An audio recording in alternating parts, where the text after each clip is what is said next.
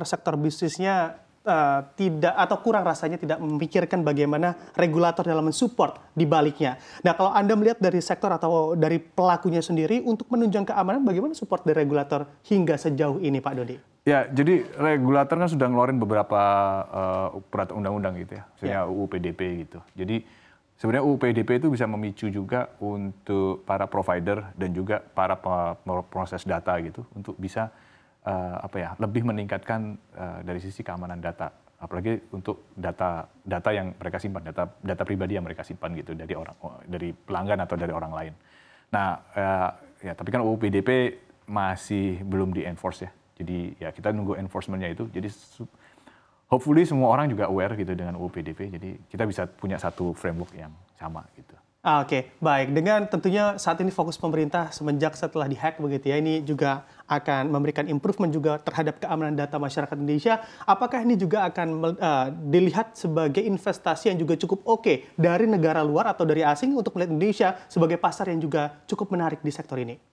Ya, jadi ya untuk pemain security memang kebanyakan sekarang masih pemain asing gitu ya. Okay. Dengan meningkatnya awareness orang Indonesia atau dengan awareness dari pemerintah, apalagi setelah kejadian kemarin, saya pikir mereka ngelihat Indonesia ini sebagai pasar baru yang meningkat gitu. Memang bang betul, even partner kita yang tadi saya ceritakan untuk security itu memang dari luar, dan mereka melihat ya buat saya jadi blessing in disguise gitu kan. Jadi jualan saya jadi tambah naik gitu. Tapi di satu sisi kita juga butuh masyarakat aware bahwa ya keamanan data bukan hal yang main-main gitu. Kalau ini bocor, bukan cuma bocor.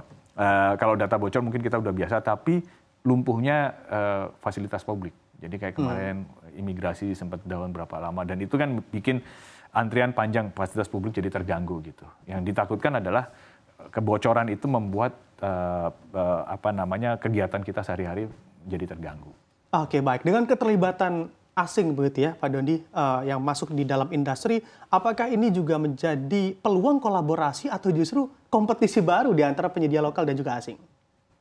Ya sebenarnya ini kompetisi, tapi ya balik lagi kita kolaborasi bukan dengan kompetitor, kita kolaborasi dengan industri yang lain gitu kan, kayak industri keamanan gitu, industri yang sangat lain sekali, dan itu komplementari dari industri yang kita sekarang kita punyai gitu ya.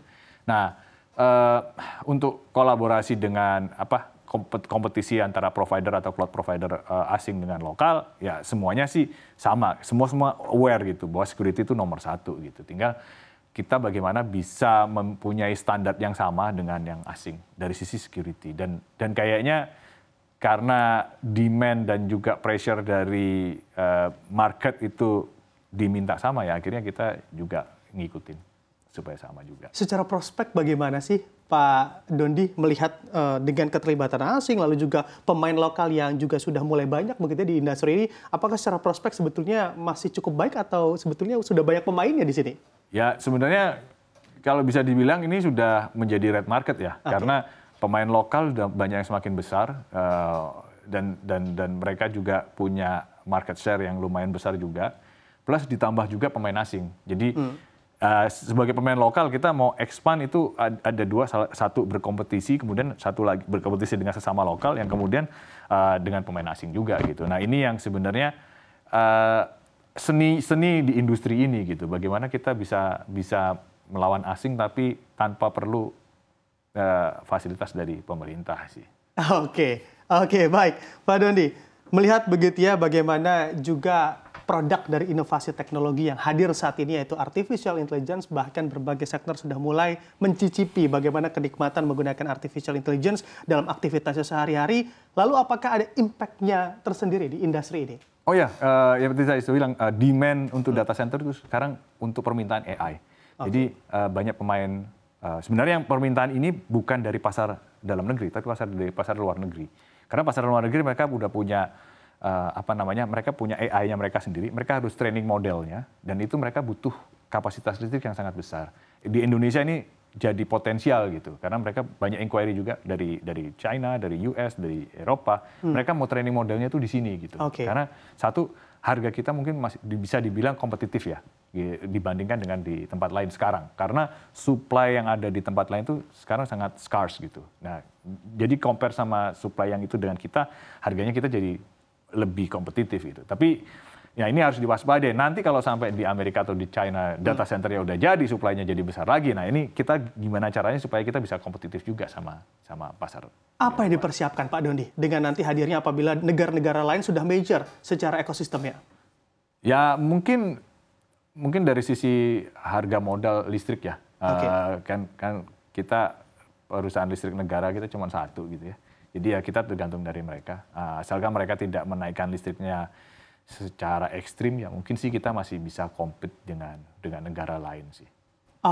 Kalau kita lihat levelingnya begitu ya, ekosistem data center dan juga cloud di negeri kita, Pak Doni, apakah sudah dalam level major atau belum? Andai belum, butuh waktu berapa lama sampai memang firm secara ekosistemnya?